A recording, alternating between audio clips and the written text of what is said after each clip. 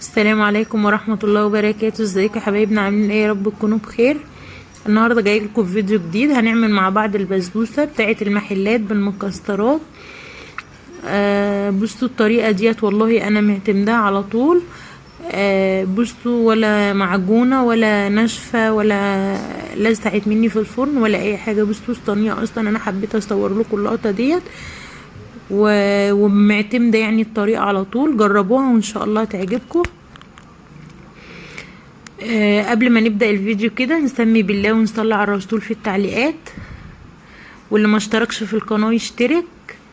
اول حاجة كده زي ما انتم شايفين معايا نص كيلو من الدقيق السميد، ومعايا نص كوباية جوز الهند، ومعايا كوباية سمنة، ونص كوباية سكر، وكوباية الا ربع لبن، ونص كوباية شربات تقيل من بتاع البسبوسة او عسل جلوكوز او عسل نحل اللي متوفر عندك. اول حاجة كده هنحط جوز الهند على السميد وهنقلبه كويس كده زي ما انتم شايفين. اللي بيشوفني لاول مره يا جماعه، انا مشاذة صاحبة قناه يوميات ومشاذة. اللي ما اشتركش في القناه يشترك، واللي مشترك في القناه يحط اللايك ويكتب تعليق حلو كده من ايديه ويصلي على النبي في التعليقات.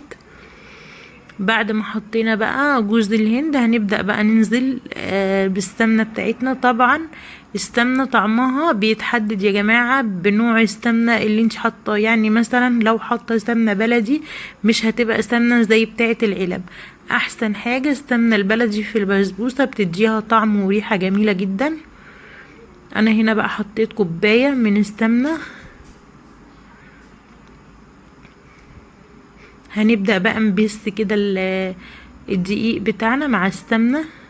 طبعا مش بنعجن يا جماعة، يعني بصوا احنا يعني شفتوا الحركة ديت انا حبيت اوريها لكم عشان محدش يعجن، والبسبوسة تطلع معاكم معضمة في الفرن، بتنشف وتطلع معضمة وطعمها ما بيبقى حلو لو عجنتيها.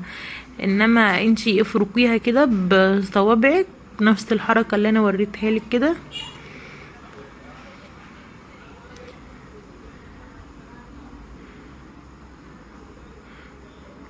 هنفرك بقى السمنة مع الدقيق لحد ما يبقى زي حبيبات الرمل كده.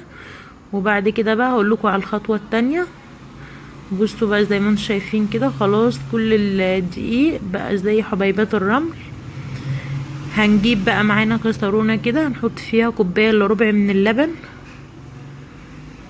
وهنحط نص كوباية من السكر، وحوالي تلت كوباية من الشربات او عسل الجلوكوز او عسل النحل اللي متوفر عندك. وهنقلبهم بقى كده مع بعض، هنقلبهم جامد لحد ما يعني المفروض ان هو لو انتي حاطه عسل جلوكوز مش هيحل معاكي هنا، انما انا حاطه شربات. لو حاطه جلوكوز بقى هتحطيه فوق على النار حوالي 3 دقايق كده وتشيليه. خلاص كده احنا بنبدأ بقى ايه نحط المكونات بتاعتنا ديت على الدقيق بقى والسمنة. بسم الله، اللهم صل وسلم وبارك على سيدنا محمد.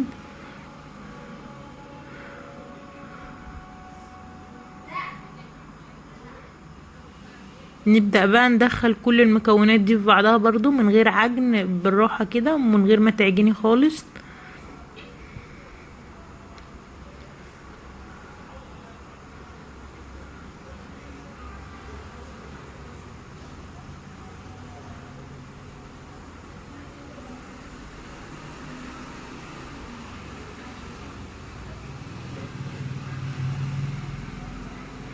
طبعا هنا بقى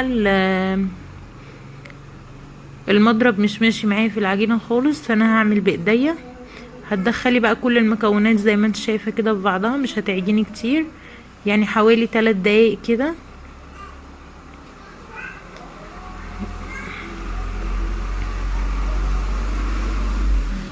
بعد كده بقى هنجيب صينية معانا مدهونة من السمنة.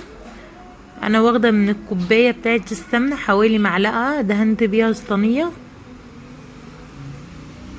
وهنا بقى كل الخليط بتاعنا هننزل بيه. انا مولعه الفرن على درجه حراره متوسطه، يعني مش عاليه قوي ولا واطيه قوي. وطبعا بعد ما بنحط الخليط ده في الصينيه، المفروض ان هو بيقعد في التلاجة حوالي ربع ساعه، علشان البسبوسه ما تعضمش منك وتنفش كده في الفرن وتبقى شكلها وطعمها حلو. هنفرد بقى كل المكونات دي. وبعد كده بقى انا معايا كان عندي شويه مكسرات كده سوداني على فستق، طحنتهم في الكبة وهنحطهم بقى على الوش كده. ولو مش موجودين عندك عادي، مش لازم المكسرات ديت، هي طعمها بيبقى جميل من غير المكسرات برضو. هنبدأ بقى نوزعهم بالشكل اللي انتوا شايفينه ده،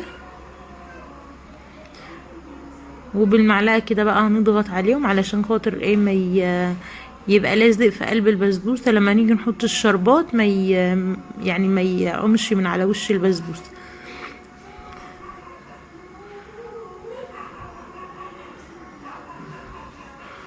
خلاص كده انا بقى هنعمل الشربات بتاع البسبوسة. هنحط كوبايتين من السكر، عليهم كوبايتين من المية، وهنحطهم على البوتاجاز، يعني نقلبهم الاول كويس اول لحد ما السكر بتاعنا يدوب. وبعد كده هنحطهم على البوتاجاز هيغلوا لمدة 3 دقايق، وبعد كده هنشيلهم. طبعا شربات البسبوسة بيبقى خفيف، ولازم البسبوسة تكون سخنة والشربات يكون سخن. وعليهم كده عصرة نص ليمونة. والبسبوسة يا جماعة يعني احنا حطيناها في الصينية، ندخلها بقى التلاجة حوالي ربع ساعة، وبعد كده بقى نولع الفرن وندخلها الفرن. هنقيد من تحت ونحطها على الرف الوسطاني لمدة تلت ساعة، لحد ما نلاقي الحرف بتاعها كده بقى لونه ذهبي. نطفي بقى من تحت ونولع الشواية تاخد وش من فوق، ونطلعها بقى نسقيها بالشربات زي ما انتوا شايفين كده. بصوا بقى البسبوسة طلعت اهيت من الفرن. هنسقيها بقى بالشربات. بسم الله الرحمن الرحيم. بصي اول ما بتنزلي عليها بالشربات كده، طالما بتشرب منك الشربات اعرفي ان هي البسبوسة بتاعتك ناجحة. وهو يا دوبك بسم الله ما شاء الله نص كيلو دقيق السميد، يا دوبك خد معايا كوبايتين الشربات، وطعمها وريحتها بسم الله ما شاء الله جميلة جدا. جربوها والله ان شاء الله الطريقة هتعجبكم. واللي يجرب الطريقة يكتب لي تحت في التعليقات يقول لي ايه رأيه في البسبوسة. الله اكبر، الله اعظم يا عظيم يا كريم يا رب.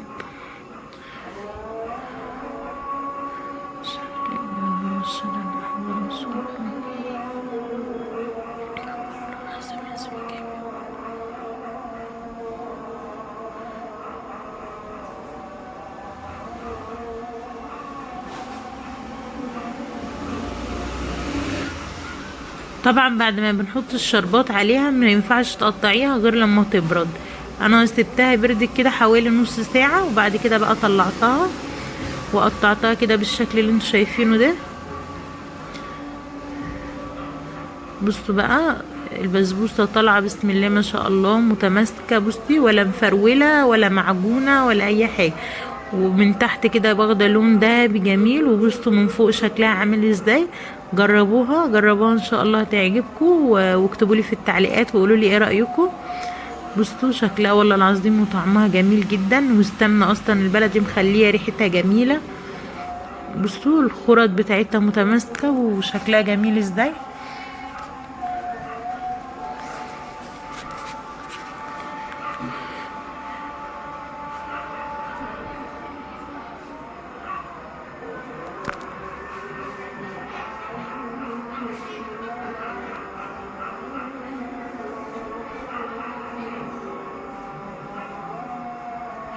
بصوا بسم الله ما شاء الله والله طعمها جميله جدا وريحتها وشكلها جميل، عجبت ولادي وقالوا لي يا ماما ده احلى من اللي احنا بنشتريها، اعملها لنا على طول.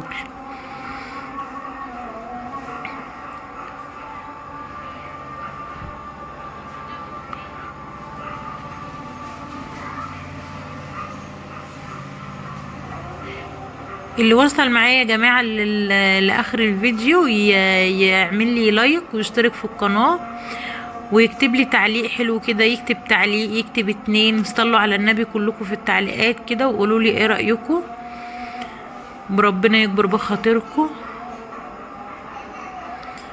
بصوا هنا انا بقول لكم حطوا لايك بقى للبسبوسه، البسبوسه طعمها جميل جدا.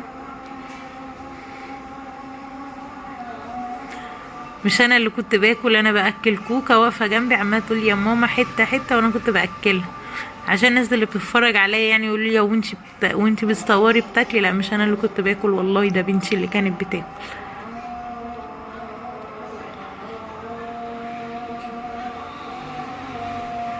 بصوا شكلها والله جميله جدا، جربوا الطريقه وان شاء الله تعجبكم. وده كان الفيديو بتاعنا يا جماعه، شكرا لكم والسلام عليكم ورحمه الله وبركاته.